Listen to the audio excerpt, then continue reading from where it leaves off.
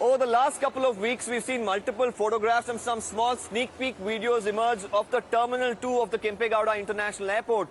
But what does it actually look like inside? What are the facilities? We tell you all this and much more as we take you exclusively inside Terminal 2 or the hanging gardens of the Kempegowda International Airport. There are four key aspects that make T2 special. One, of course, is that this entire terminal is a garden in itself. The other is that it's sustainable, be it the use of solar panels, natural lighting or much more.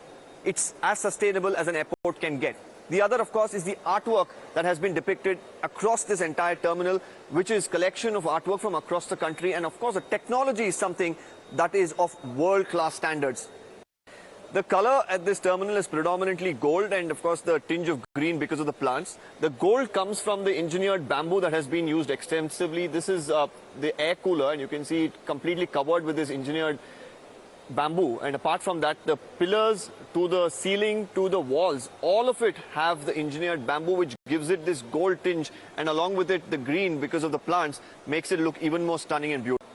One of the main complaints that people had at Terminal 1 of Kempegowda International Airport is that the entire process of getting inside the baggage drop and security check-in takes a lot of time. But they plan to change all of that in this particular terminal with the invent of technology. Here you see automated, baggage drop panels that have been created here. This, of course, was there in Terminal 1, but predominantly not working. But the officials here say that this is going to streamline the process of baggage drop, and even security clearance has new technology that's going to make it very much easier for people to get into the airport and get to the point where they'll start boarding.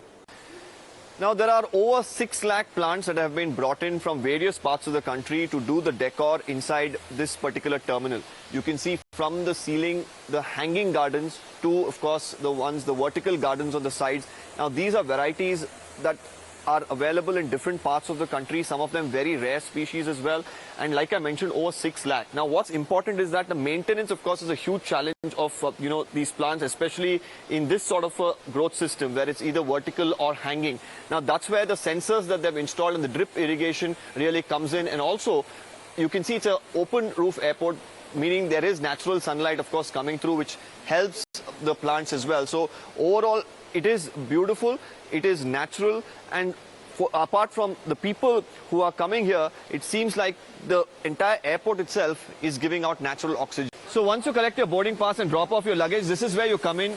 And here you can see a speciality at this particular entrance is, of course, the body scanners that are available at the security check-in. There you see the body scanners, so you don't have to manually have the CISF person scan you. The baggage, of course, goes through these things that you've, of course, seen in any other terminal. But as you enter inside, this is probably going to be a spectacle for most of the people. There is a waterfall right in the front. And, of course, surrounding it is a massive garden.